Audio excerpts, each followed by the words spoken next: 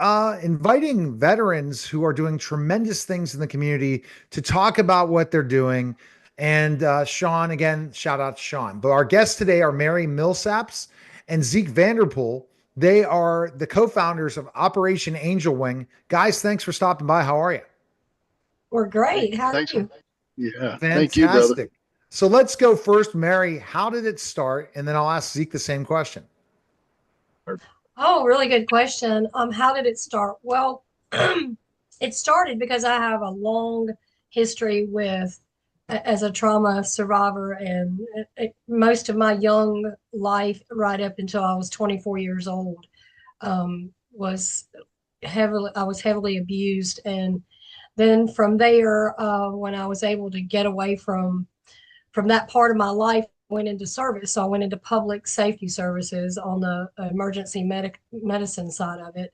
And I went into service really looking for, I wanted to help others that were, to help prevent if there were, the other Marys of the world that were out there like me and I wanted to just try to help because I had gotten away from it. And didn't realize at the time that I was actually gravitating towards structure and a whole lot of things that I was lacking in my life.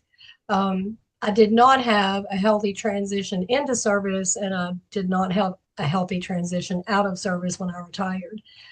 So that's what really drove that internal driver to do something different for transitioning veterans, military, because I'm a military child, and then also for public safety services.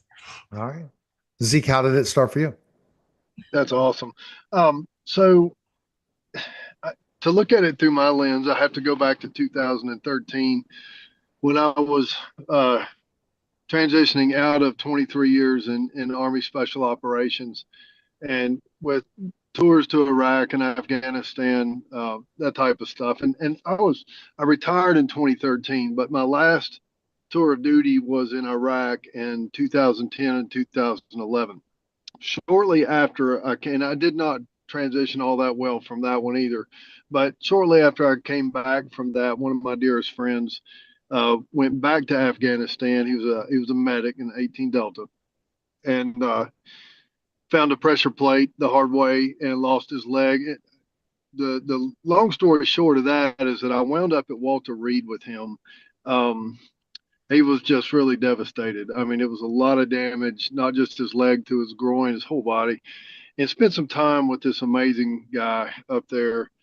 And one night in particular, Neil, I can go back to. I had to send everybody else home to get some rest or back to where they were staying, and I stayed with him that night, just by his side. And he was very heavily medicated, but he would wake up every now and then, and his eyes would scan the room, and I would be standing there beside him, and we would make eye contact, and he would nod, and I would nod, and then he would slip back into that darkness, and I would stand by and wait on the next one because I knew how critical those moments were. But in my head, in that moment, I began like fast forward or reverse back over the years in Afghanistan and Iraq, and the ones that didn't make it back, and the families that I had stood beside when they received the flags, and really just that collateral damage that happens behind closed doors on the other side of the battlefield. I was just so surrounded and immersed in it. And so, not long after that, when I retired, I mean, I knew in that moment that my purpose was going to be I have to redirect when I lay the gun down and try to find a way to help my brothers and sisters through that. So, not long after that, I retired, went back to my civilian law enforcement job, and I was doing briefings in North Carolina, Homeland Security briefings, and I ran across Mary. She is the granddaughter of a World War II veteran. And I did some work with her EMS crew, did some briefing, and we put our visions together and realized that we had the same mission statement in mind, which was to help our brothers and sisters of service, our protectors, our warriors, through these devastating effects of traumatic stress. And that's exactly what we did, brother. We jumped in feet first, and we've been at it for over a decade. So maybe a little longer than what you were looking for, but No, that's okay. kind of That's the important thing. You bringing out, you're explaining it. So, Mary, who do you serve? Because you're in the transition space, but you're really looking at people that are going through some serious trauma versus other people that are transitioning from the military, right? So, right. So who do we serve? Like are you talking about the audience that we serve Yeah, the or audience of military who are yeah. So mostly it is military, SMBF, which is military families, veterans, and then of course we have our first responder programming too that we work with.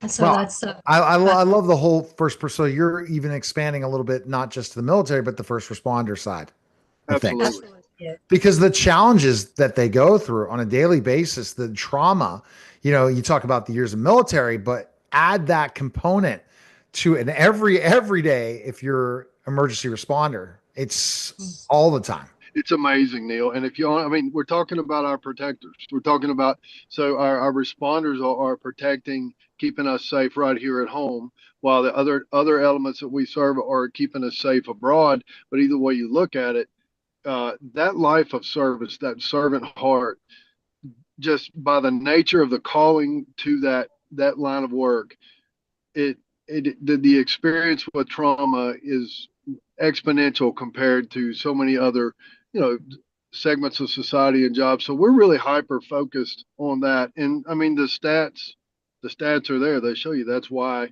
the levels of depression, suicidal ideation, suicide are just astronomical across the board in all of this. And so that's where we focus. It just drew us in. We went straight at it. Yeah. Wow. That's fantastic. And how do people, so since you've had the foundation, where do you get most of your support, Mary? Well, we have some donors and some people that actually come in and and support us and we do a lot of self-funding. I mean, it's just we're in a nonprofit space. It's a highly competitive space. I'm going to say this, and it's probably not going to go over well, but we're working in this space and coming out of the science side of it, the emergency medicine side of it, and into mental health. We're a reactionary nation when it comes to mental health. So what we typically do is when there's a mental collapse or some kind of event that has happened, we start throwing attention and money then at the problem.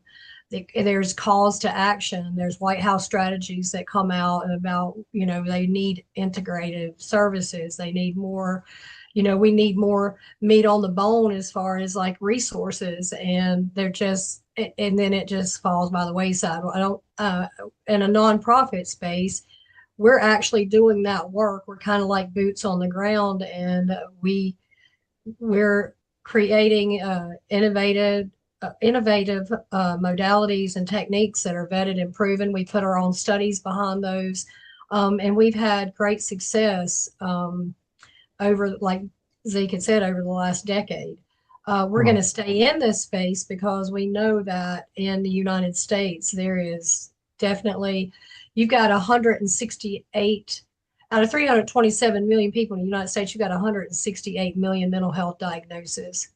And I can speak for me and Zeke both. Both of us were part of that 80% that wouldn't go back to that second visit. So you only have about 300 licensed therapists and psychologists to serve that magnitude of mental health, disorders, and there's just not enough resources. Well, thank you for your service. Thank you, Zeke, for your service and what you guys are doing in the foundation, for sure. Where's Zeke? Where's the best place people can find information on you guys? So really just going straight to operationangelwing.org. That's probably, Mary, wouldn't you say that's probably the quickest, best route? There it is. We're on social media platforms like LinkedIn and of course this Facebook and those. You can also email if you have a specific request or would like to have us come in and do a training, because we train on this and educate trauma informed around the trauma informed part of mental health. And so you can email operationangelwing@gmail.com if you're interested or if you want to support us. Fantastic. Thanks again, guys. Really appreciate it.